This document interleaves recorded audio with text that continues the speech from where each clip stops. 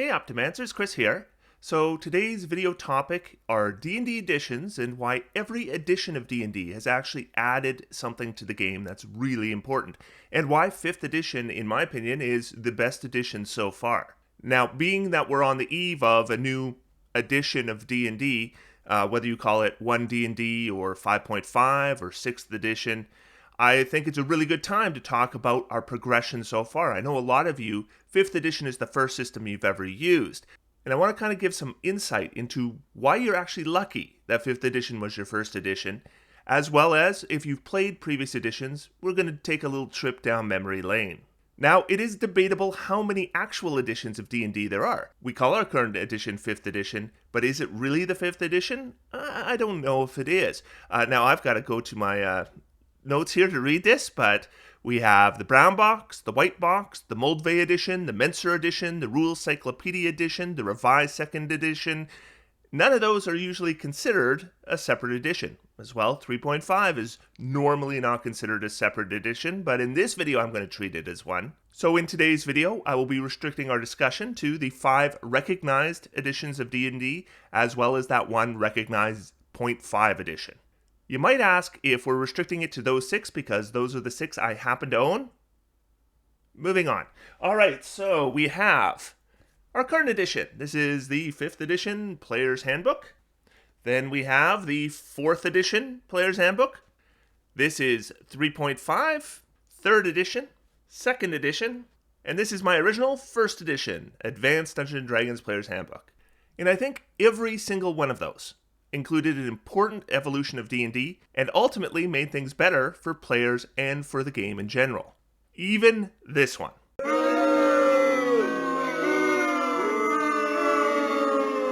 Look at it! It was good for you! It was good for you! Okay, let's start with what we commonly refer to as 1st edition, or Advanced Dungeons & Dragons, or AD&D. The word advanced might tell you this wasn't the actual 1st edition, and you would be right. But it's the 1st edition that became popular, like you could find this in toy and bookstores popular. If you play 5th edition and you joined a table playing AD&D, I think you would recognize a lot of things, but a lot of things I think would be different, and maybe not in a good way. So here's my first player's handbook. Now this wasn't actually the first D&D I played. The first D&D I played was Basic. This is not my original Basic book. I don't have an original Basic book. It belonged to my brother, but I bought one for myself. But this is the first actual D&D book I ever owned. If we look in the front cover, we'll see the date I got it, 1982, and we see this sweet little sticker in front saying I enjoy sharing my books as I do with my friends, asking only that you treat them well and see them safely home. This means that my aunt bought this for me, because all books she bought me had that little sticker. So what I want to do now is, for those of you who have never played Advanced Dungeons & Dragons before, I'm going to tell you what it was like. So you had the same 6 ability scores, sort of. You know how a 10 gives you a +0, and then a 12 gives you a +1, and then a 14 gives you a +2? Forget that. If you had an 8 strength, you had a +0. If you had a 15 strength, you had a +0. In fact, it wasn't unlikely that you'd have a character with no ability score modifiers whatsoever. This happened all the time because you rolled randomly for ability scores, and you needed super high results before you saw any bonuses at all. With strength, you needed a 17 strength in order to get a +1 to hit. You could get a +1 damage with a 16 strength because those leveled at different points, just to keep things complicated. If you happen to actually roll the 18 strength, then you had a +1 to hit and +2 damage. And if you wanted that to be any higher, then you had to commit at that point to playing a fighter. If you played anything else, you just stuck with that 18. But if you said, you know what, I'm going to play a fighter, then you got to roll a D100. And what would happen is, if you rolled super high on that, you would get +3 to hit and +6 damage, triple the bonus. If you rolled poorly, and I mean like 50% of the time, then you would get a +1 to hit and +3 damage. So no extra bonus to hit and 1 extra point of damage. This all came down to 1 die roll, and only after you had committed to playing a character that was going to rely on strength. Oh, and there's some stuff here that did not age well. So there's like different limits for strength for men and for women. With intelligence, obviously, magic users wanted this. And by magic user, I mean wizard. That's what they called wizards in first edition. Isn't that a fantastic and flavorful name? Magic user. Anyways, you wanted intelligence, and boy did you want that. You want to learn any spell. Well, then you get to roll on the chance to know the listed spell table. Most magic users would have about a 65% chance to learn a spell, and if they didn't succeed on the roll, they didn't get to take that spell. And I mean ever. Could you imagine in 5th edition? I want to take the shield spell. Well, roll percentile die. I rolled a 70. Well, you can never have shield with this character. Casting spells used the system they called Vancian magic, and the way it worked is this. So if your character had 2 first level spell castings, you pick at the beginning of the day what those spells are going to be cast on. So let's say you pick 1 magic missile and 1 featherfall. If you don't need featherfall, tough, you just lost a slot. Sound terrible? Well, we kept that system until 4th edition. Oh, and you're going to love this. So at the start of a round of combat, if you're a spellcaster, you would have to announce what spell you're casting when your turn comes up. And I'll save you the learning of turn segments, but if you took any damage, like 1 point of damage, then you automatically lose the spell, you don't get to cast it, but the slot is gone. It's gone, you don't get to cast it today at all. More fun of first edition. So let's say you roll up your ability scores and you want to play a paladin. Well, did you roll a 17 or 18 for charisma? If not, tough. You can't play a paladin. And this was with, usually it was 46 and pick your best 3. So you would roll 10 characters and you'd be lucky if any of them had a 17. And this was using 46 and pick the best 3. So your chance of actually getting a 17 was not high. Meaning that if you wanted to play a paladin, it was probably a case of you just can't. Okay, but let's say you did. So you were lucky and you got your 17. Hooray, you can play your halfling paladin. No, you can't. Halflings can't be paladins. Halflings can be thieves and they can be fighters. And that's it. Every race in the game, other than human, had a very limited list of classes that they could be. Okay, so fine. I guess my halfling will be a fighter. Well, guess what? When we get to level 6, for me, that is it. Because that's the class level limit for halflings as fighters. Yeah, as the rest of the party goes to 7th, 8th, and 9th level, I get to sit there at 6th level. You know what I get instead of leveling up? You get nothing! You lose! Good day, sir! Oh, and here's a little fun add-on of Advanced Dungeons & Dragons. So there can be a halfling druid. The rules specifically say that halflings can be druids, but only if they're non-player characters, meaning that there's halfling druids, just not you. And then we have tables. So many tables. And boy, you're going to love these tables. Let's take a look at a couple of them. Here is the thief function table. So thieves suck in AD&D, but they do get some special features. They can pick pockets, locks, find and remove traps, move silently, hide in shadows, hear noises. Yeah, that's a thief thing. Climb walls and read languages. So your first level thief has a 10% chance to hide. Don't worry though, by level 5, that's 31%. Your 17th level thief has a 55% chance to hear a noise. But you think, that table sucks. Well, take a look at this one. This is my favorite, maybe the worst table I've ever seen in D&D. This is the weapons, types, general data, and to hit adjustments table. Isn't this beautiful? Now, if you played first edition, you're thinking about other abysmal tables I didn't mention. Where's the weapon speed factor table? I mean, there's not enough time. There's never going to be enough time. So you might know that armor class in first edition wasn't the number you needed to hit. Instead, it went down as it got better. You could use a table that was different based on your class and your level to determine what roll you needed to hit that armor class. And we didn't call it THACO yet because that was too simple. But that's not enough. Now you need to look at your weapon on this stupid table. And then we're going to see what additional modifier we're going to randomly add on. So you're using a scimitar and you're trying to hit armor class 5. We'll take a -1 penalty because the chart. All spells did have a few things in common. First, if they appeared on multiple spell lists, they might not be the same level. The area of effects and ranges were given in inches. But it's not really inches. It's feet. Or maybe it's yards. Because It's different depending whether you're indoors or outdoors. Someone casts Fireball, expect calculators and confused faces for a few minutes as everyone tries to figure out how big that fireball actually is. Of course, when you cast a spell at a monster, you better roll against its spell resistance because a lot of monsters have a straight, flat % chance to ignore your spell. The wording in spells was vague, often confusing. I mean, do not talk to me about 5th edition spells being vague or confusing until you've read this, because this is no competition. And there's a lot of what this spell can do will be determined by your DM with no guidance to the DM whatsoever.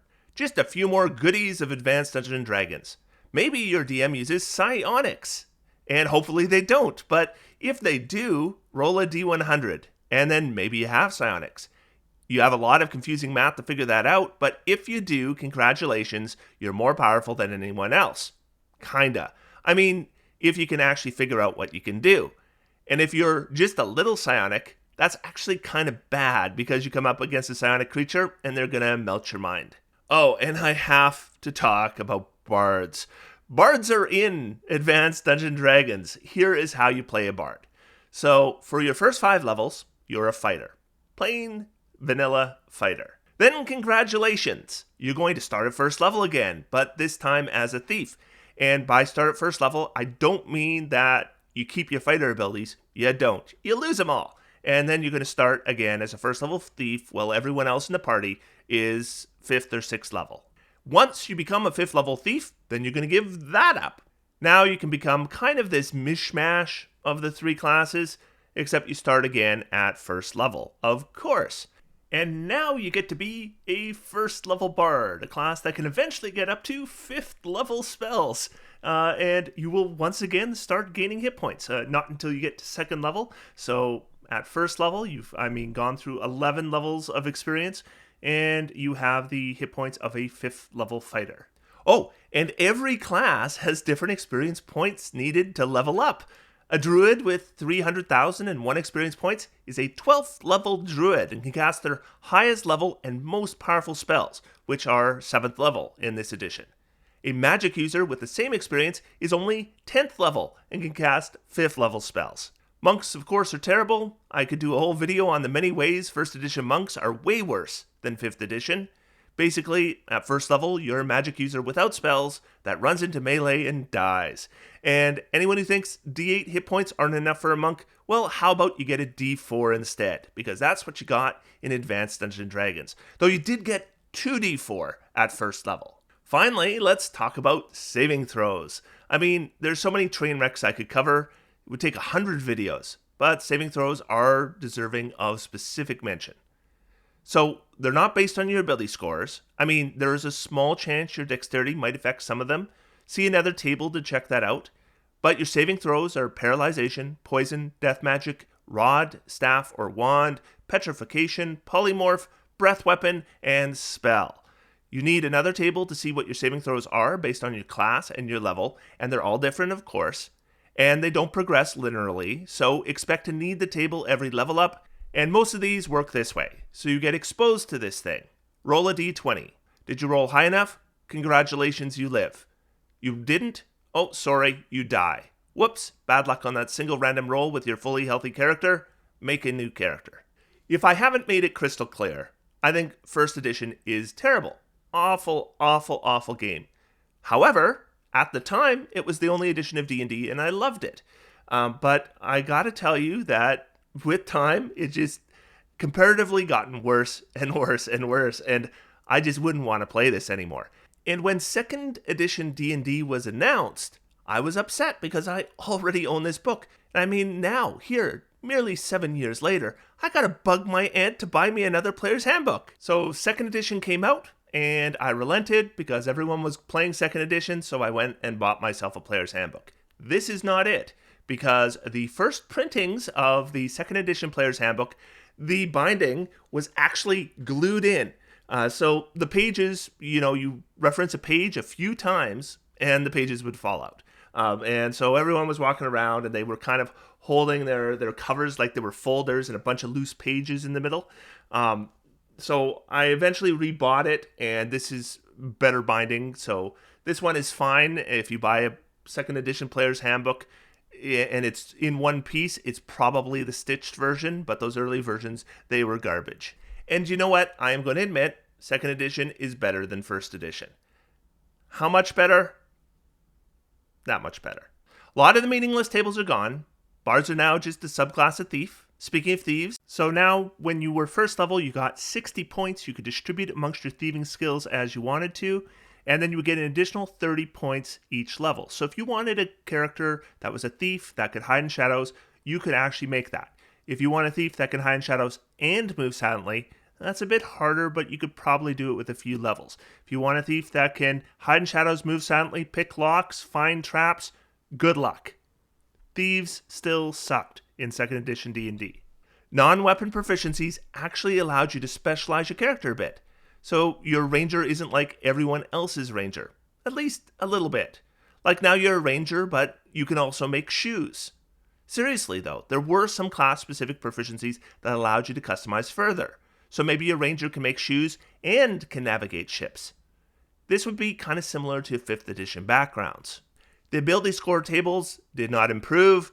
They're basically a copy of 1st edition with dash strengths and percentage to learn spells, and you very likely won't have any ability score actual bonuses, and you have to look at a table because they aren't linear. We still have armor class that goes down the better it is, and then a table to determine what your chance to hit various armor classes is, and that is dependent on your class and level.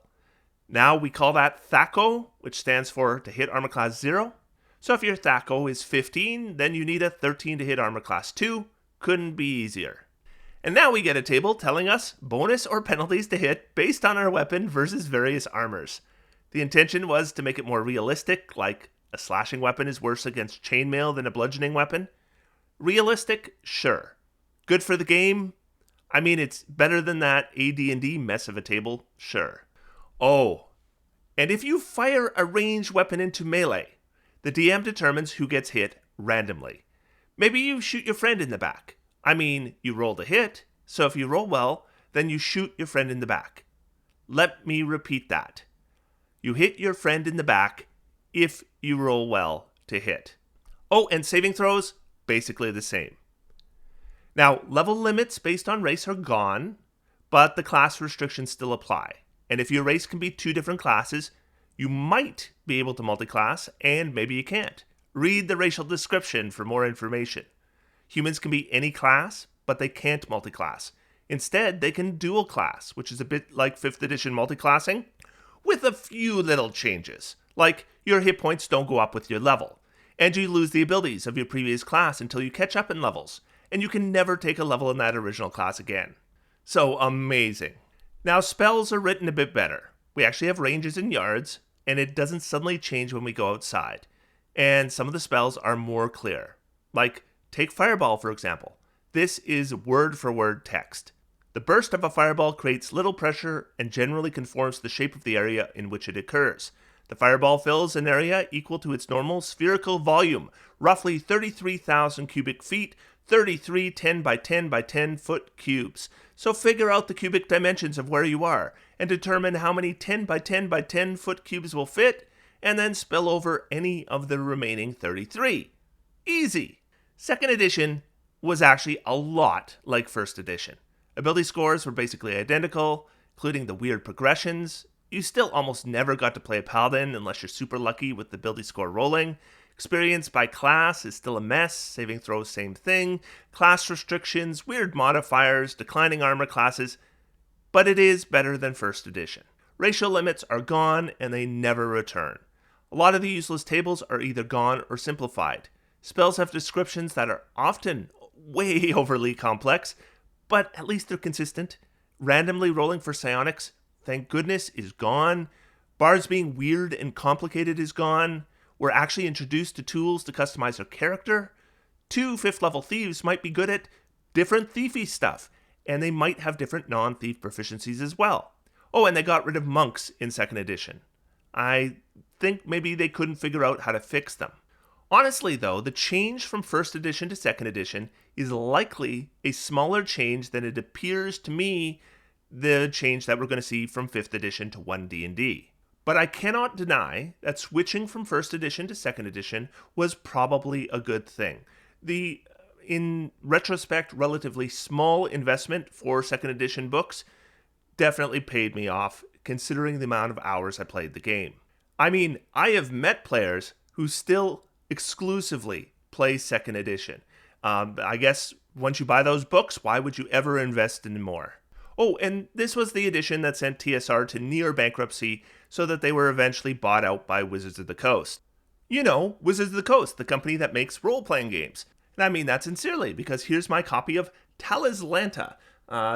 This one got marketed no elves, so I bought it thinking, oh, that's cool, a role-playing game with no elves in it.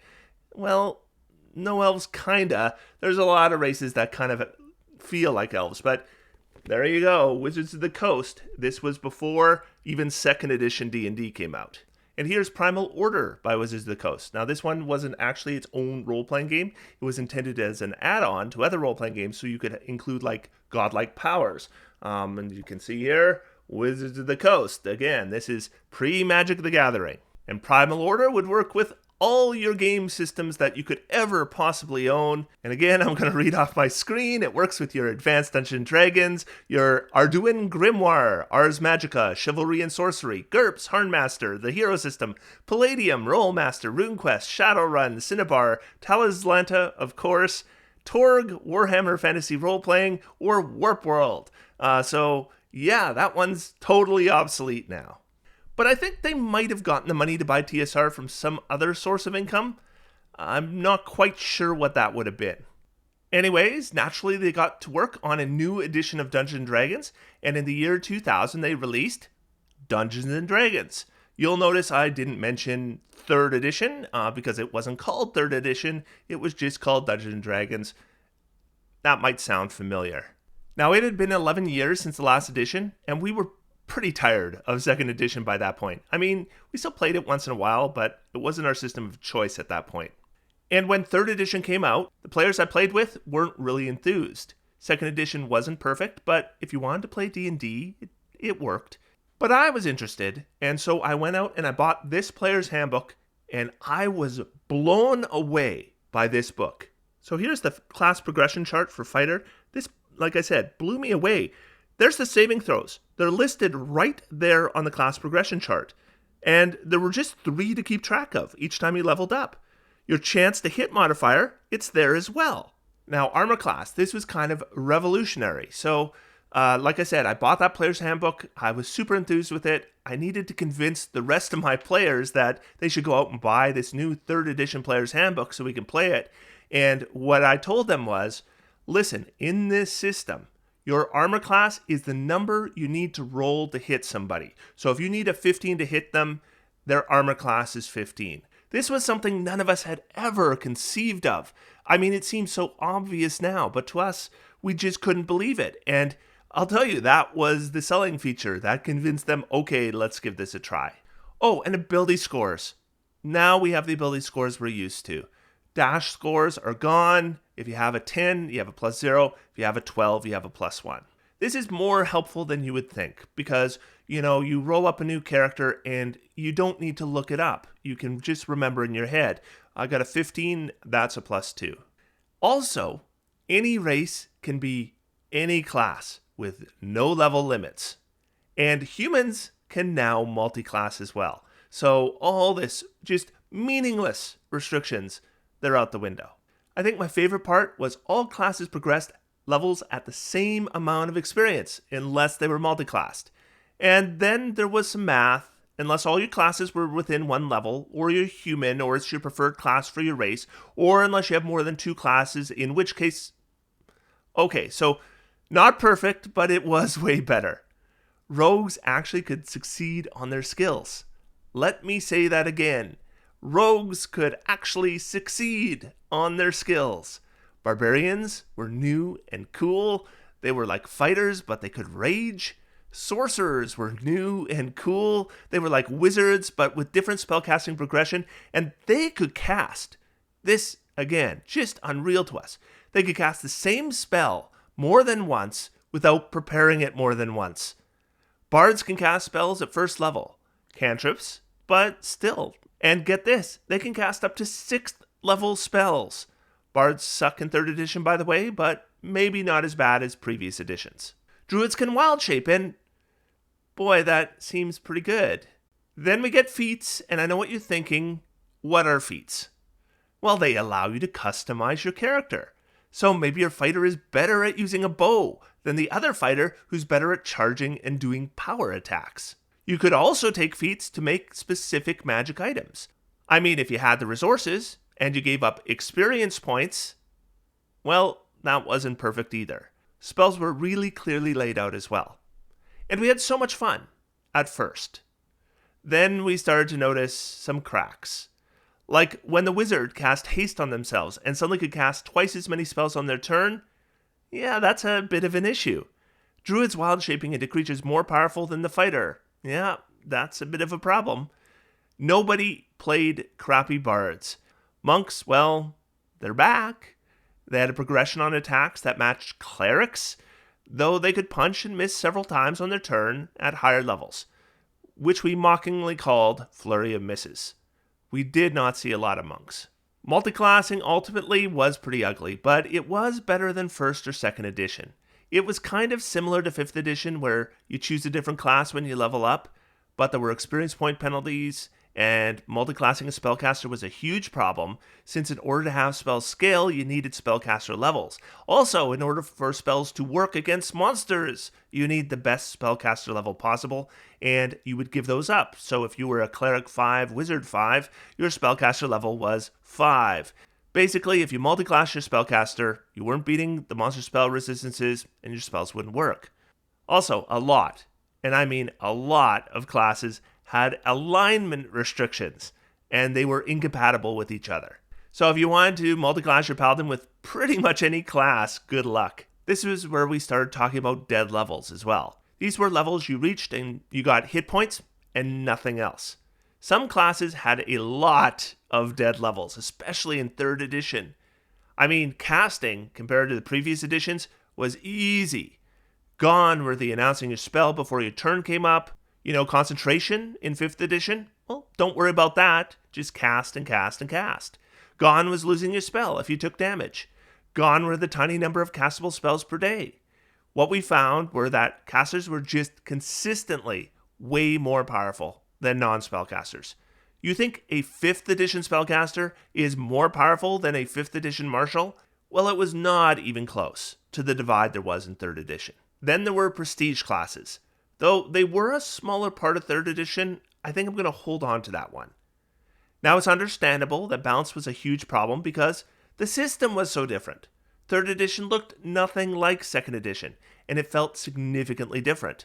Balancing a complex system like 3rd edition when designing it from scratch, you're asking the impossible. So a mere 3 years later, Wizards introduced 3.5, and look at that, it actually says 3.5 on the cover. They were acknowledging that it was a 3.5 system rather than just D&D. This was the first player's handbook, over 300 pages, so you can see it's pretty thick. The first Advanced Dungeons & Dragons player's handbook, just over 100 pages. And of those barely over 100 pages, a lot of them filled with terrible tables. Now first, I want to acknowledge all the things they made better, because they did make quite a few things better. We got more feats. They were better laid out and worded more clearly. Problem spells were rebalanced. This really did seem like a fix of 3rd edition, and we started playing 3.5 and we were really happy with it. At first. That gap between spellcasters and non-spellcasters was still pretty big. But here's the thing. Once some splat books had come out, the problem got worse and worse till it was worse than it was in 3rd edition. Clerics and druids became the ultimate marshals of the game. We had a term for that, Codzilla, as in cleric or druid equals Godzilla. Wizards were the only class that matched them in power, followed by all the other full spellcasters in the game. Now we should talk about prestige classes, because they were a big part of 3.5 and they were a big problem in 3.5. So in 5th edition we have subclasses, but in 3.5 we had prestige classes instead. They were the way to specialize your character. First problem, to say these were not well balanced is an understatement. A lot of prestige classes were significantly worse than just going up in your regular base class. Others were way too powerful. Initiates of the Sevenfold Veil, raise your hands. But the designers had come up with something I'm sure they felt was clever. A system to determine what bonuses stacked with what bonuses. A system to determine how many actions you could take. A system to determine which features work with which. The system is the keyword system. You define a bonus by a keyword, and it tells you what it stacks with. You define an action with a keyword, and it tells you which other actions you can combine it with. So like with every edition of D&D, your character has an armor class. Oh, we're not done. We're not even close to done. Now, add any bonuses you have from enhancement. Okay, now from natural. Okay, now from dodge. Okay, now from deflection. Okay, now from shield. Okay, now from size. Okay, now from insight. Okay, now these don't stack with each other unless it's a dodge bonus. Okay, now you have your armor class. Well, wait a moment, because now you need a flat-footed armor class. For this, you'll need to subtract your dexterity and your dodge bonuses. Okay, now you need your touch armor class. For this, you'll subtract deflection, shield, enhancement, natural, and insight. Okay, now you need your flat-footed touch armor class. So it's overly complex, sure. It acted as gatekeeping against new players, sure. It created numbers and totals so wild that things like armor class or to hit rolls could become meaningless despite all the work you did to figure them out. Sure, but at least everything was spelled out. Still, Wizards squeezed 5 years out of 3.5 before calls for a more balanced and simpler system were being followed up with players leaving D&D. 3rd edition and 3.5 taught us important lessons. They taught us that character customization is fun. More options for character building is also fun. Massively unbalanced gameplay, not so fun. Players were leaving D&D, calling it too complicated and too unbalanced. And the designers were listening. Dun dun dun! Then we got the infamous 4th edition in 2008. So if 3rd edition was way different than 2nd edition, 4th edition was even way more different than 3.5. Also, they actually do call it 4th edition. Now, at the beginning of this video, I said this edition was ultimately good for players and the game of D&D. 4th edition did a lot of things right, though maybe, and this is going to sound weird, maybe too right. First, the martial caster divide disappeared. Gone. Fighters, rangers, clerics, wizards, they were all extremely balanced with each other at level 1 and at level 20. And at level 30. Yeah, level 30. The system is not hard to learn. Way easier than 3rd or 3.5. Also, a new player can come into an experienced group and make a character that isn't worthless and pointless without help just by reading select parts of the player's handbook. Classes were customizable. Wizards chose an arcane implement, whether it's a staff, an orb, or a wand, and it changed the mechanics of your character. You then chose your powers, your at-will spells, your once-per-encounter spells, your daily spells, and your utility spells. You got new options as you increased in levels. All these were extremely well balanced against the equivalent options for that class and all the other classes at the same level. Like, really balanced. You'll notice I mentioned balanced a lot, because 4th edition is very balanced. They actually, and this is true, selected some optimizers off the Wizards of the Coast optimization forums and brought them in as consultants to ensure game balance. And if a well-balanced game was their objective, well, mission accomplished. Rules are clear, easy to understand, and options are plentiful but limited. Especially limited in scope, making sure that nothing ever happened that was unexpected. If you wanted a balanced game, eliminating unexpected results really does do that. It is well known that the designers were looking at the success of video games and trying to bring in some design lessons from the most successful ones. This is largely considered a major flub. But when you play a video game, you are basically confined to the options that the designers considered when programming it. This prevents using a spell in a way that the designers didn't consider. And if you want a balanced game, having things not being able to be used in ways you didn't consider is a huge benefit. So why does 4th edition get all this hate? And why did it only last 6 years? Well, I think there's some excellent reasons, and we did learn a lot from it. First off, it felt constraining. We're used to having lists of spells to choose from, not a couple. Class powers all had different flavor, but the mechanics weren't all that different. And they were really just one note. Use this power, do this much damage, and not many powers did much beyond that. If they did anything beyond damage, it was minor and controllable. In fact, the lack of parameters constraining our choices is largely what makes tabletop role-playing better than video games, at least in my opinion. No offense to those who prefer video games, but putting video game-like constraints on D&D, it did turn off a lot of players. It also felt like choices you were given weren't real choices. You throw a spell, or you use a maneuver, or you swing a sword, or you fire a bow, and you'd get the exact same result. What flavor does your 2d8 damage have? It's still 2d8 damage. Also, rules that are structured to tell you exactly what happens in any situation and also restrict you to those rules were a mistake. There was no way to make a rule system that accurately reflects the various and frankly infinite things that might impact a situation. Oh, and if you were low level, the monsters were likely balanced to not be deadly, but instead be hard to kill. This leads to some really long battles, even battles that aren't supposed to be major ones. Also, giving every single class several different options that a player needs to choose from every single round without any obvious standouts, this is not a good way to keep things moving. And these battles all tend to play out the same way. There's no huge moments. Everyone does their encounter abilities, which did the same thing they did the last time with the expected results. Then maybe their once per day abilities, then their standard abilities.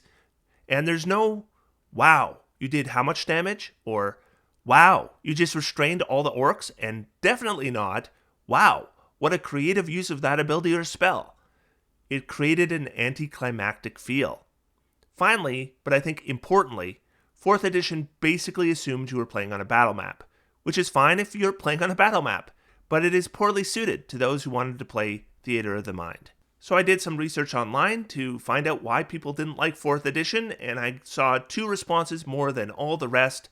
I bet you can guess what they are. Number 1, it felt too video gamey. This was easily the most common complaint. And the number 2 complaint, it was too balanced. Once again, it was too balanced. I'll be honest, I wasn't a fan of 4th edition, but I do think it made D&D better. And I think this for 2 reasons. First off, this was the first time in almost 10 years a new player could join a D&D group without it being absolutely overwhelming. That is a huge deal. Many current D&D players got their start with 4th edition. I suspect a lot fewer got their start with 3.5. 4th edition did lose a lot of D&D players to other systems, but it also brought in a lot of new players into tabletop role-playing. Secondly, it gave a solution to the balance problem. This was the main complaint. Remember, this is what players said they wanted. They were demanding game balance. Well, they got it. Sometimes you need to get what you want in order to figure out that's maybe not what you wanted in the first place. When we look at the problems of 3.5, the simple reality is that 4th edition solved those problems. Unfortunately, like with 3rd edition, when you make these kinds of sweeping changes, it's pretty much an impossible task to create a system where it's not going to have any problems that you didn't anticipate. But these lessons, even if they were learned the hard way, were valuable and ultimately led to a better game. And that brings us to our current player's handbook. Once again, just D&D. At least that's what the designers wanted to call it.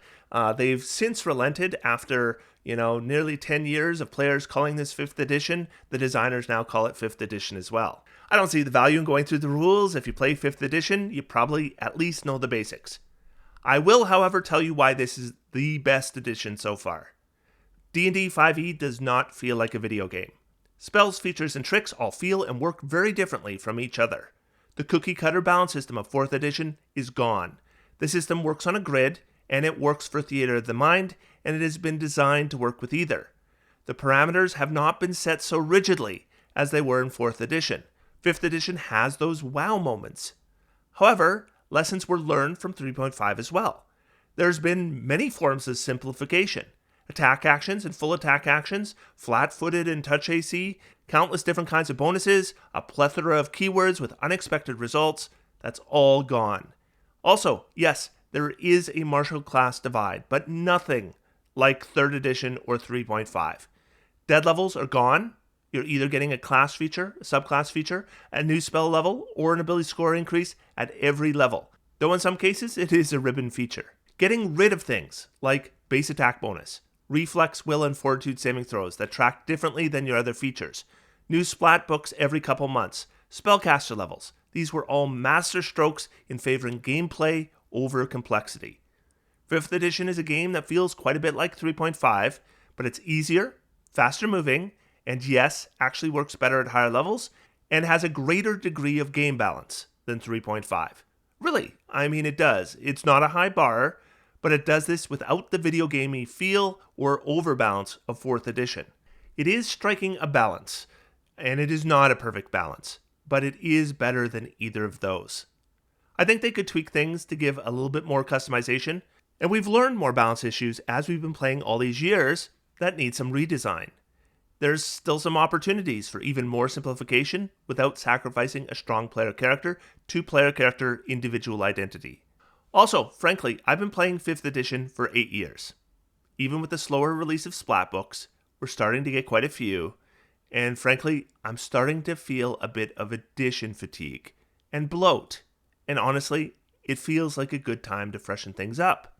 These are things I think we need to look at and remember so that we can learn from them as one D&D playtest comes out. So, for example, we now have leveled feats. Great. We get some at first level. Great. Are they distinct from each other? Yeah, I'd say so. Are they well balanced against each other? No, I think that still needs some work. Crits are just doubling weapon damage. Is that going to take our wow moments away? I think that's something they need to consider. We had that in 4th edition. It was not a good thing. Now, grapples are simpler than they were before and quite different. And when I interact with you, my audience, I tend to get 3 pretty much even groupings. So about a third of you think that the change is great. About a third of you think that they've made grappling too powerful. And about a third of you think they make grappling too weak. I'd say a spread like that is encouraging. The real question, though, is 1D&D going to be better for players and for the game than 5th edition was? Well, I expect it to be, because you know what? Always has been in the past. Do you think 5th edition is the best edition of D&D so far? And if not, which edition is and why? Let me know in the comments down below. Otherwise, until next time, I'm going to sit back, relax, and have some fun. D&D's for everyone. Thanks, everybody, and I'll talk to you soon.